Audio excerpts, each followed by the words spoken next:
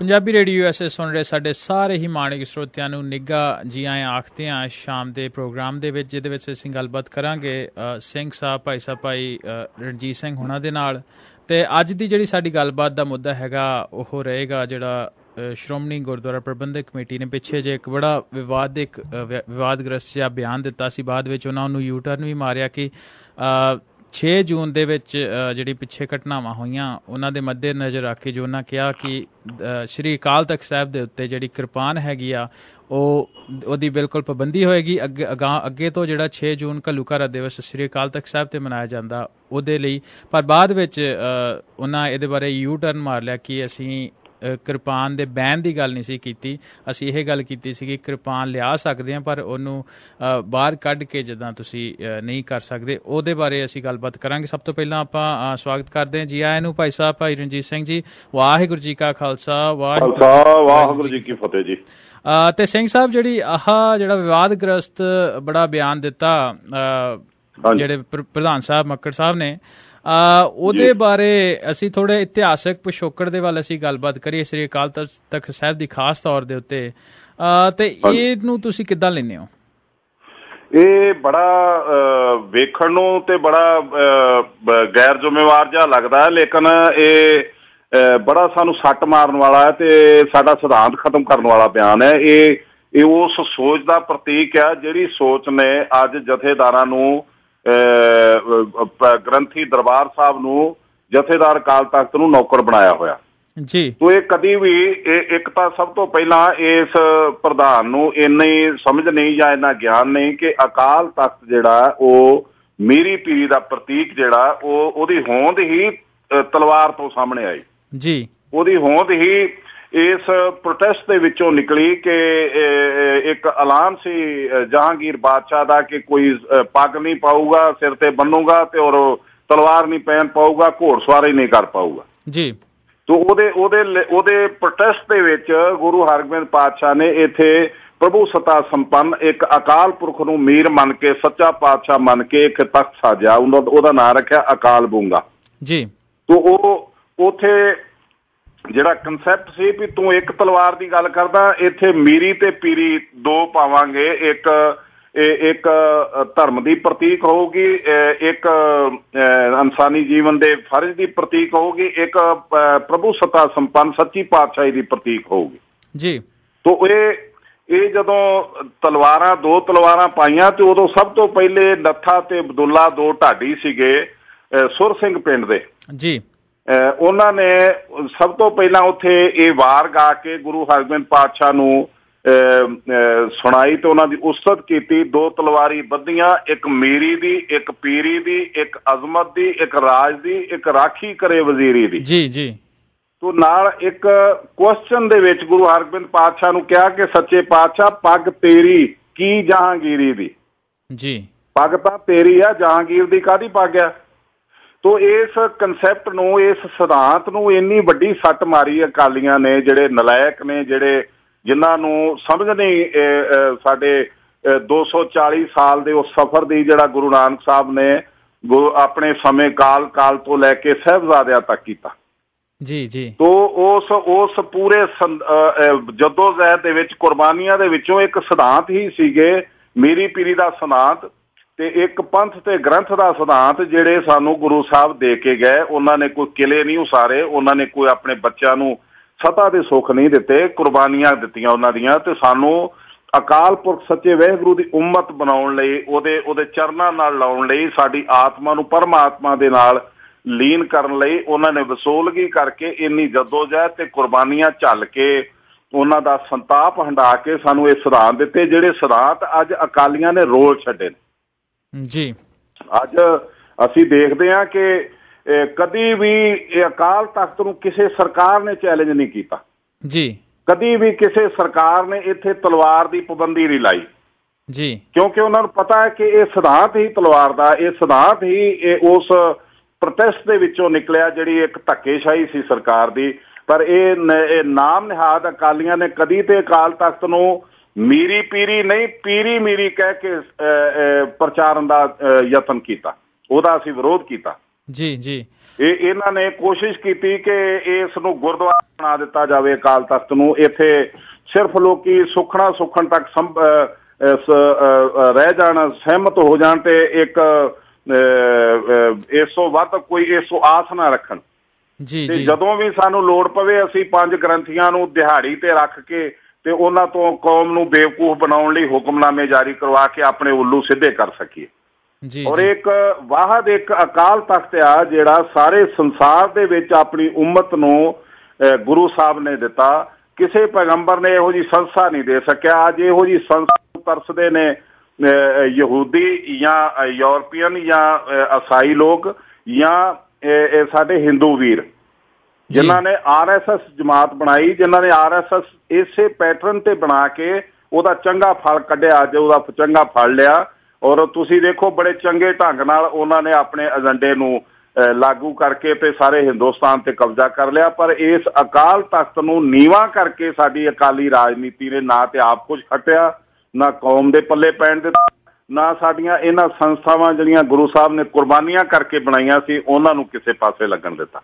ਜੀ ਤੇ ਸਿੰਘ ਸਾਹਿਬ ਅਸੀਂ ਗੱਲਬਾਤ ਕਰੀਏ ਕਿ ਬੈਨ ਤੇ ਉਹਨਾਂ ਸ਼ੁਰੂ ਦੇ ਵਿੱਚ ਜਿਹੜਾ ਬਿਆਨ ਆ ਉਹ ਤੇ ਉਹਨਾਂ ਦੇ ਦਿੱਤਾ, ਪਰ ਬਾਅਦ ਵਿੱਚ ਲੱਗਦਾ ਕਿ ਕਾਫੀ ਜਾਂ ਪ੍ਰੈਸ਼ਰ ਦੇ ਕਰਕੇ ਜਾਂ ਕੋਈ ਕਾਰਨ ਹੋਇਆ ਹੋਊਗਾ ਜਿਹਦੇ ਕਰਕੇ ਉਹਨਾਂ ਨੇ ਬਿਆਨ ਵਾਪਸ ਲੈ ਲਿਆ। ਜਿਹੜੇ ਲਾਈਨ ਸੀ ਉਹਦੇ ਵਿੱਚ ਕੁਝ ਅੱਖਰ ਖਾ ਕੇ ਉਹਨਾਂ ਇਹ ਕਿਹਾ ਵੀ ਅਸੀਂ ਬੈਨ ਨਹੀਂ ਲਾਇਆ, ਬਿਲਕੁਲ ਅਸੀਂ ਤੇ ਗੱਲਬਾਤ ਕੀਤੀ ਹੈ ਕਿ ਤੁਸੀਂ ਕਿਰਪਾਨ ਲਿਆ ਸਕਦੇ ਹੋ ਪਰ ਮਿਆਨ ਚੋਂ ਬਾਹਰ ਨਹੀਂ ਕੱਢ ਸਕਦੇ ਅਕਾਲ ਤਖਤ ਸਾਹਿਬ ਦੇ। ਦੇਖੋ ਦੂਸਰੀ ਗੱਲ ਇਹ ਆ ਕਿ ਇਹ ਜਿਹੜਾ ਮੱਕੜ ਨੇ ਜੋ ਕੁਝ ਕਹਿ ਦਿੱਤਾ ਸੀ ਉਹਨੂੰ ਵੀ ਕਵਰ ਕੀਤਾ ਜਾਂ ਉਹਦਾ ਯੂ ਟਰਨ ਲਿਆ ਉਹਦੇ ਨੌਕਰਾਂ ਨੇ ਜੀ, ਜਿਹੜੇ ਪੁਰਾਣੇ ਨੇ ਜਿਨ੍ਹਾਂ ਨੂੰ ਪਤਾ ਹੈ ਸਿਧਾਂਤ ਕੀ ਆ। ਉਹਨਾਂ ਨੇ ਉਹਨੂੰ ਅਕਲ ਦਿੱਤੀ ਕਿ ਇਹ ਤੂੰ ਕੀ ਕਰ ਬੈਠਾ ਜਾਂ ਕੀ ਕਰ, ਤੇ ਉਹਨੇ ਉਹਨਾਂ ਨੂੰ ਕਿਹਾ ਤੁਸੀਂ ਇਸ ਤਰ੍ਹਾਂ ਦਾ ਮੀਡੀਆ ਐਡਵਾਈਜ਼ਰ ਦਲਜੀਤ ਸਿੰਘ ਨੂੰ ਕਿਹਾ ਤੂੰ ਇਸ ਤਰ੍ਹਾਂ ਦਾ ਬਿਆਨ ਦੇ ਕੇ ਤੇ ਮੈਨੂੰ ਕਵਰ ਕਰ ਜੀ।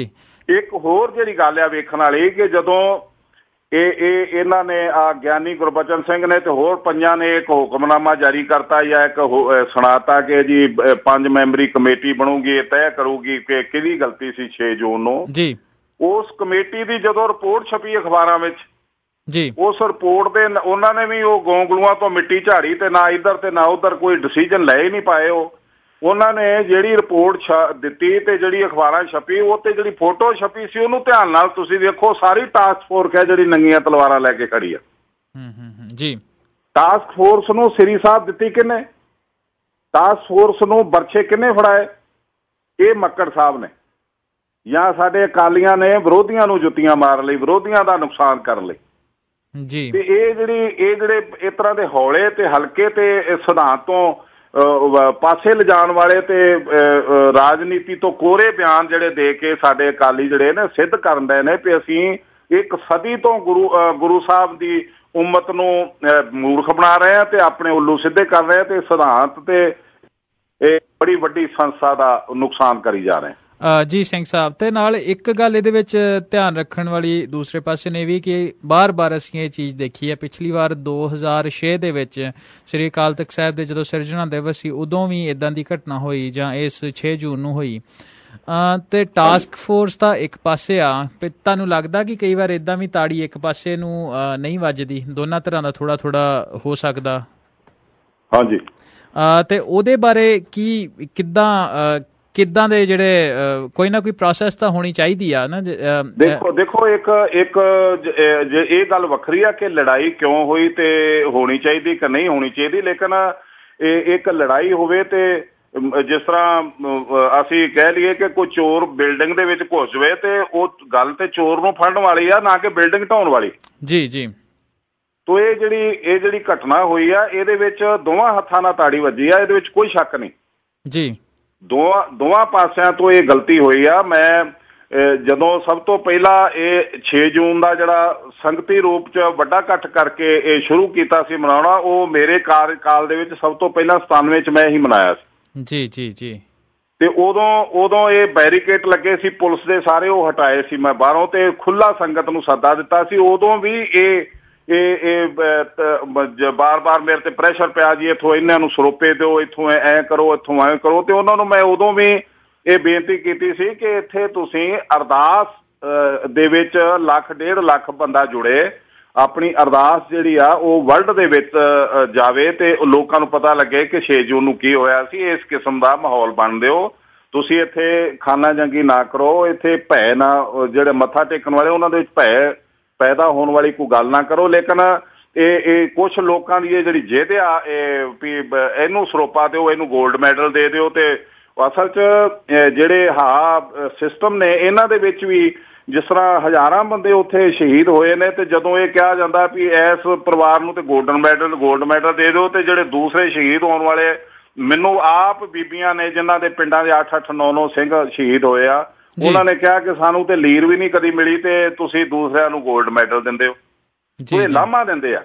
ਤੋ ਇਹ ਤੇ ਕੋਈ ਸ਼ੱਕ ਨਹੀਂ ਗਾ, ਲੇਕਿਨ ਉਹਦੇ ਬਾਵਜੂਦ ਇੰਤਜ਼ਾਮ ਕਰਨਾ ਪ੍ਰਬੰਧਕ ਕਮੇਟੀ ਦਾ ਕੰਮ ਆ, ਪ੍ਰਧਾਨ ਦਾ ਕੰਮ ਹੈ ਉਹਨੂੰ ਸਿਆਣਪ ਨਾਲ, ਸੂਝ ਬੂਝ ਨਾਲ ਤੇ ਇਸ ਮਸਲੇ ਨੂੰ ਹੱਲ ਕਰਕੇ ਤੇ ਲੋਕਾਂ ਦੇ ਵਿੱਚ ਚੰਗਾ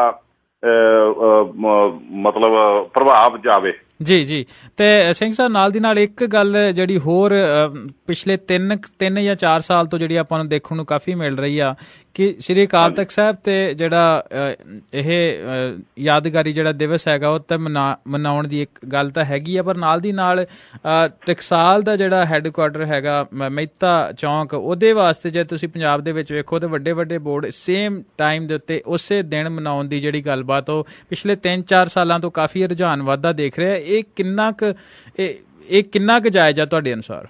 ਦੇਖੋ, ਇਹ ਇੱਕ ਜਿਹੜੀ ਬਲੂਸ ਹੋਇਆ ਉਹਨੂੰ ਆਮ ਸਿੱਖ ਜਿਹੜਾ ਅਕਾਲ ਤਖਤ ਤੇ ਹਮਲਾ ਜਾਂ ਅਕਾਲ ਤਖਤ ਦਾ ਨੁਕਸਾਨ ਜਾਂ ਅਕਾਲ ਤਖਤ ਦੀ ਸ਼ਹਾਦਤ ਮੰਨ ਕੇ ਚੱਲਦਾ ਜੀ। ਲੇਕਿਨ ਇਹ ਆਪਣਾ ਧੁੰਬਾ ਸਾਹਿਬ ਦੀ ਅੱਜ ਕੋਸ਼ਿਸ਼ ਆ ਕਿ ਉਸ ਮਾਹੌਲ ਨੂੰ ਮਹਿਤਾ ਚੌਕ ਲਿਜਾਇਆ ਜਾਵੇ ਜੀ, ਤੇ ਉਹਦੇ ਵਿੱਚ RSS ਤੇ ਪ੍ਰਕਾਸ਼ ਸਿੰਘ ਬਾਦਲ ਦੀ ਮਿਲੀ ਭੁਗਤ ਜਿਹੜੀ ਆ ਉਹ ਇਸ ਸਮਾਗਮ ਤੋਂ ਬੜੀ ਨੰਗੀ ਚਿੱਟੀ ਸਾਹਮਣੇ ਆ ਗਈ, ਜਿਹੜੀ 1 ਮਹੀਨਾ ਜ਼ੋਰ ਲਾਇਆ ਉੱਥੇ ਇਕੱਠ ਕਰਨ ਲਈ ਜੀ। ਤੋ ਇਹ ਜਿਹੜਾ ਅਕਾਲ ਤਖਤ ਤੇ ਜਿਹੜਾ 6 ਜੂਨ ਦਾ ਸਾਕਾ ਆ, ਇਹਨੂੰ ਜੇ ਤੁਸੀਂ ਵੱਡੇ ਦੀਵਾਨ ਦਾ ਰੂਪ ਦੇਣਾ ਹੋਵੇ ਤਾਂ ਮੰਜੀ ਸਾਹਿਬ ਦਿੱਤਾ ਜਾ ਸਕਦਾ ਜੀ, ਲੇਕਿਨ ਉਹਦੇ ਵਿੱਚ ਮਨਮਰਜ਼ੀਆਂ ਤੇ ਹੁਦਰੀਆਂ ਨਹੀਂ ਹੋਣੀਆਂ ਚਾਹੀਦੀਆਂ। ਉਹਦੇ ਵਿੱਚ ਗੁਰਮਤ ਅਨੁਸਾਰ ਜਜ਼ਬੇ ਤੋਂ ਬੜੇ ਵੱਡੇ ਸਾਕੇ ਹੋਏ ਨੇ, ਸਾਹਿਬਜ਼ਾਦੇ ਸ਼ਹੀਦ ਹੋਏ ਨੇ, ਲੋਕਾਂ ਨੇ ਆਪਣੇ ਦਿਲ ਦੇ ਦਰਦ ਨਾਲ ਹੰਡਾਇਆ ਉਸ ਸਾਕੇ ਨੂੰ। ਵੱਡੇ ਸਾਕੇ ਹਰਮੰਦਰ ਸਾਹਿਬ ਤੱਕ ਢੱਕ ਚੁੱਕਾ, ਉਹ ਅਬਦਾਲੀ ਨੇ ਉਹਨੂੰ ਨੁਕਸਾਨ ਪਹੁੰਚਾਇਆ। ਸਿੱਖਾਂ ਨੇ ਬੜੇ ਅਦਬ ਤੇ ਸਤਿਕਾਰ ਦੇ ਨਾਲ ਇਹਨੂੰ ਫਿਰ ਦੁਬਾਰਾ ਹੋਂਦ ਵਿੱਚ ਲਿਆਂਦਾ ਤੇ ਆਪਣੀ ਪਲਾਨਿੰਗ ਜਿਹੜੀ ਸੀ ਉਹ ਤੋਂ ਭਟਕੇ ਨਹੀਂ। ਇੱਥੇ ਵੱਡੇ ਸਰਦਾਰ ਜਿਹੜੇ ਇੱਕ ਦੂਸਰੇ ਨਾਲ ਸਿਰ ਵੱਢਵੇਂ ਵੈਰ ਸੀਗੇ ਉਹਨਾਂ ਦੇ, ਪਰ ਹਰਮੰਦਰ ਸਾਹਿਬ ਚ ਆਉਂਦੇ ਰਹੇ, ਕਾਲ ਤਖਤ ਤੇ ਬਹਿੰਦੇ ਰਹੇ, ਤੇ ਉਹ ਵੀ ਬੜੇ ਆਪਸੀ ਸਹਿਚਾਰ ਦੇ ਨਾਲ ਮਿਲਦੇ ਸੀ, ਫਤਿਹ ਬੁਲਾਉਂਦੇ ਸੀਗੇ। ਬੜੀ ਉਹਨਾਂ ਨੂੰ ਇੱਕ ਗੁਰਮਤ ਦਾ ਭੈ ਸੀ, ਇੱਕ ਗੁਰੂ ਦੇ ਗਿਆਨ ਦਾ ਭੈ ਸੀ ਕਿ ਅਸੀਂ ਇਸ ਜਗ੍ਹਾ ਤੇ ਆ ਕੇ ਘੱਟੋ ਘੱਟ ਕੋਈ ਇਹੋ ਜਿਹੀ ਗੱਲ ਨਹੀਂ ਕਰਨੀ ਜਿਹਦੇ ਨਾਲ ਇੱਥੋਂ ਦਾ ਮਾਹੌਲ ਖਰਾਬ ਹੋਵੇ ਜਾਂ ਉਹਦੇ ਵਿੱਚ ਵਿਘਨ ਪਵੇ ਜਾਂ ਸਾਡੇ ਗੁਰੂ ਦੀ ਕਰੋਪੀ ਸਾਡੇ ਤੇ ਡਿੱਗੇ ਜੀ। ਤੇ ਸਿੰਘ ਸਾਹਿਬ, ਅਖੀਰ ਦੇ ਵਿੱਚ ਜਿਹੜਾ ਇੱਕ ਬੜਾ ਅਹਿਮ ਮੈਂ ਸਵਾਲ ਸਮਝਦਾ ਉਹ ਤੁਹਾਨੂੰ ਮੈਂ ਪੁੱਛਣਾ ਚਾਹੂੰਗਾ, ਜਾਂ ਆਪਾਂ ਇੱਥੇ ਡਿਸਕਸ ਕਰ ਸਕਦੇ ਹਾਂ ਕਿ ਜਿਹੜੇ ਅਕਾਲ ਤਖਤ ਸਾਹਿਬ ਦੇ ਜਥੇਦਾਰ ਆ ਉਹਨਾਂ ਦੀ ਇਸ ਸਮੇਂ ਕੀ ਜ਼ਿੰਮੇਵਾਰੀ ਬਣਦੀ ਆ ਤੇ ਉਹ ਕਿਹੜੇ ਪਾਸੇ ਨੂੰ, ਜਿਹੜਾ ਸਾਨੂੰ ਸਾਰਿਆਂ ਨੂੰ ਪਤਾ ਵੀ ਜਿਹੜੀ ਆਪਣੀ ਜ਼ਿੰਮੇਵਾਰੀ ਉਹ ਨਹੀਂ ਸਹੀ ਤਰੀਕੇ ਨਾਲ ਨਿਭਾ ਰਹੇ, ਇਹਦਾ ਕੀ ਕਾਰਨ ਕੀ ਹੈ? ਇਹਦਾ ਬਾਰ-ਬਾਰ ਇਹ ਗੱਲਾਂ ਅਸੀਂ ਕਰਦੇ ਹਾਂ। ਇਹਦਾ ਤੁਸੀਂ ਨਾ ਬਾਰ-ਬਾਰ ਆਪਾਂ ਇੱਕ ਹੀ ਗੱਲ ਨੂੰ ਰਿਪੀਟ ਕਰੀ ਜਾਂਦੇ ਆ। ਮੈਂ ਤੇ ਇਹਨਾਂ ਨੂੰ ਕਦੇ ਜਥੇਦਾਰ ਮੰਨਿਆ ਹੀ ਨਹੀਂ ਜੀ, ਜਥੇਦਾਰ ਹੈ ਹੀ ਨਹੀਂ। ਇਹ ਦਿਹਾੜੀ ਤੇ ਕੰਮ ਕਰਦੇ ਨੇ। ਤੁਸੀਂ ਇਹਨਾਂ ਨੂੰ ਪੁੱਛੋ ਕੀ ਤੁਹਾਡੀ ਪੇ ਆ ਤੇ ਕਦੋਂ ਤੱਕ ਤੁਹਾਡੀ ਨੌਕਰੀ ਆ, ਕਦੋਂ ਤੁਹਾਨੂੰ ਮਿਲੀ ਤੇ ਕਿਸ ਰੂਪ ਚ ਮਿਲੀ। ਬਿੱਲ ਮੁਕਤਾ ਰੱਖੇ ਹੋਏ ਨੇ, ਤੇ ਜਿਹੜਾ ਦਿਹਾੜੀ ਤੇ ਕੰਮ ਕਰਨ ਡਿਆ, ਜਿਹਨੂੰ ਪਤਾ ਕਿ ਮੈਨੂੰ ਸ਼ਾਮ ਨੂੰ ਪਾਸੇ ਕਰ ਸਕਦੇ, ਉਹ ਕੀ ਡਿਸੀਜਨ ਲੈ ਸਕਦਾ, ਉਹ ਕੀ ਜ਼ਿੰਮੇਵਾਰੀ ਨਿਭਾ ਸਕਦਾ? ਤੇ ਇਹ ਸਾਡੀਆਂ ਅੱਖਾਂ 'ਚ ਘੱਟਾ ਪਾ ਰਹੇ ਨੇ। ਇਹ ਬਰਾਬਰ ਦੇ ਦੋਸ਼ੀ ਨੇ ਬਾਦਲ ਦੇ ਨਾਲ, ਜਿਹੜੇ ਕੌਮ ਨੂੰ ਗੁੰਮਰਾਹ ਕਰ ਰਹੇ ਨੇ। ਏਡੀ ਵੱਡੀ ਸੰਸਥਾ ਤੇ ਉਹਦੇ ਤੇ ਜਿਹੜਾ ਜਥੇਦਾਰ ਬਣਾਇਆ ਹੋਵੇ ਉਹਦੀ ਚਪੜਾਸੀ ਜਿੰਨੀ ਵੈਲਿਊ ਨਾ ਹੋਵੇ ਜੀ। ਭਾਰਤ ਦੇ ਸੰਵਿਧਾਨ ਦੇ ਵਿੱਚ ਚਪੜਾਸੀ ਨੂੰ ਵੀ ਕੱਢਣਾ ਹੋਵੇ ਤੇ ਉਹਨੂੰ ਨੋਟਿਸ ਦੇਣਾ ਪੈਂਦਾ, ਫਿਰ ਨੋਟਿਸ ਤੇ ਸੰਤੁਸ਼ਟੀ ਹੋਵੇ 10 ਦਿਨਾਂ ਬਾਅਦ ਤੇ ਫਿਰ ਉਹਨੂੰ ਨੌਕਰੀ ਤੋਂ ਸਸਪੈਂਡ ਕੀਤਾ ਜਾਂਦਾ, ਫਿਰ ਉਹ ਤਸੱਲੀ ਬਖਸ਼ ਜਵਾਬ ਨਾ ਦੇ ਪਾਵੇ ਤੇ ਫਿਰ ਉਹਨੂੰ ਨੌਕਰੀ ਤੋਂ ਕੱਢਿਆ ਜਾ ਸਕਦਾ। ਪਰ ਇੱਥੇ ਤੇ ਇੱਕ ਆਪਣੀ ਕਮੀਜ਼ ਦੀ ਤਰ੍ਹਾਂ ਬਾਦਲ ਬਦਲ ਦਿੰਦਾ ਬੰਦਿਆਂ ਨੂੰ ਜੀ। ਇੱਥੇ ਜ਼ਿੰਮੇਵਾਰੀ ਕੀ ਨਿਭਾਉਣਗੇ ਇਹ ਗ੍ਰੰਥੀ, ਜਿਨ੍ਹਾਂ ਨੂੰ ਆਪਣੀ ਹੋਣ ਦਾ ਪਤਾ ਨਹੀਂ ਜੀ, ਆਪਣੀ ਹੈਸੀਅਤ ਦਾ ਪਤਾ ਨਹੀਂ, ਅਕਾਲ ਤਖਤ ਦੇ ਕਨਸੈਪਟ ਦਾ ਪਤਾ ਨਹੀਂ, ਕੌਮ ਦੀਆਂ ਜ਼ਿੰਮੇਵਾਰੀਆਂ ਦਾ ਪਤਾ ਨਹੀਂ। ਜ਼ਿੰਮੇਵਾਰੀਆਂ ਨਾਲ ਉਹਨਾਂ ਦੀ ਵਫਾ ਨਹੀਂ, ਉਹਨਾਂ ਦੀ ਵਫਾ ਸਿਰਫ ਚੰਦ ਛਿਲੜਾਂ ਤੱਕ ਆ ਤੇ ਆਪਣਾ ਟਾਈਮ ਪਾਸ ਕਰਨ ਤੱਕ ਆ ਜੀ। ਤੇ ਬਹੁਤ ਬਹੁਤ ਮਿਹਰਬਾਨੀ ਜਥੇਦਾਰ ਸਾਹਿਬ। ਤੇ ਜਿਹੜਾ ਸਵਾਲ ਹੈਗਾ ਇਹ ਸੰਗਤਾਂ ਦੇ ਬਿਲਕੁਲ ਵਿਹੜੇ ਦੇ ਵਿੱਚ ਹੈਗਾ ਕਿ ਜਿਹੜੀਆਂ ਸਾਡੀਆਂ ਐਡੀਆਂ ਵੱਡੀਆਂ ਇੰਸਟੀਟਿਊਸ਼ਨਸ ਗੁਰੂ ਸਾਹਿਬ ਆਪਣੇ ਹੱਥੀਂ ਬਣਾ ਕੇ ਗਏ, ਸਿੱਖਾਂ ਨੂੰ ਦੇ ਕੇ ਗਏ, ਉਹਨਾਂ ਦਾ ਅੱਜ ਕੀ ਹਾਲ ਹੋ ਰਿਹਾ ਤੇ ਸਾਡੀ ਜ਼ਿੰਮੇਵਾਰੀ ਕੀ ਬਣਦੀ ਆ, ਅਸੀਂ ਕੀ ਕਰਨਾ ਵਾ, ਇਹ ਸਾਰੀ ਸਿੱਖ ਸੰਗਤ ਨੇ ਮਿਲ ਕੇ ਵਿਚਾਰ ਕੇ ਇਸ ਪਾਸੇ ਧਿਆਨ ਦੇਣਾ। ਸੰਗਤ ਨੂੰ ਫਿਰ ਜਾਣਕਾਰੀ ਦੇਣਾ ਚਾਹੁੰਦਾ ਕਿ ਭਾਰਤ ਦੇ ਸੰਵਿਧਾਨ ਦੇ ਵਿੱਚ ਇਹ ਲਿਖਿਆ ਹੋਇਆ ਕਿ ਹਿੰਦੁਸਤਾਨ ਦੇ ਕਿਸੇ ਵੀ ਪੈਗੰਬਰ ਨੇ ਆਪਣੀ ਉਮਤ ਨੂੰ ਕੋਈ ਸੰਵਿਧਾਨ ਦਿੱਤਾ ਆ ਤੇ ਉਹਦੇ ਵਿੱਚ ਭਾਰਤ ਦਾ ਸੰਵਿਧਾਨ ਦਖਲਅੰਦਾਜ਼ੀ ਨਹੀਂ ਕਰੂਗਾ। ਜੇ ਕਰੂਗਾ ਤੇ ਸੰਵਿਧਾਨ ਦਾ ਅਪਮਾਨ ਹੋਊਗਾ। ਅੱਜ ਕੋਈ ਵੀ ਦਿੱਲੀ ਦੀ ਸਰਕਾਰ ਅਕਾਲ ਤਖਤ ਦੇ ਸੰਵਿਧਾਨ 'ਚ ਦਖਲਅੰਦਾਜ਼ੀ ਨਹੀਂ ਦਿੰਦੀ, ਉਹ 'ਚ ਦਿੱਤਾ ਤੇ ਅਕਾਲੀਆਂ ਨੇ ਦਿੱਤਾ। ਜਦੋਂ ਇਹ ਗੁਰਦੁਆਰਾ ਐਕਟ ਬਣਿਆ, ਇਹ ਐਕਟ ਦਿੱਤਾ ਜਥੇਦਾਰ ਅਕਾਲ ਤਖਤ ਨੂੰ ਅੰਗਰੇਜ਼ ਸਰਕਾਰ ਨੇ, ਪਰ ਇਹਨਾਂ ਅਕਾਲੀਆਂ ਨੇ ਉਪ ਨਿਯਮ ਬਣਾ ਕੇ ਉਸੇ ਜਥੇਦਾਰ ਨੂੰ ਨੌਕਰ ਕਰ ਲਿਆ ਤੇ ਨਾਲ ਹੈੱਡ ਗ੍ਰੰਥੀ ਦਰਬਾਰ ਸਾਹਿਬ ਬਾਬਾ ਬੁੱਢਾ ਜੀ ਦੀ ਪਦਵੀ ਨੂੰ ਨੌਕਰ ਬਣਾ ਲਿਆ।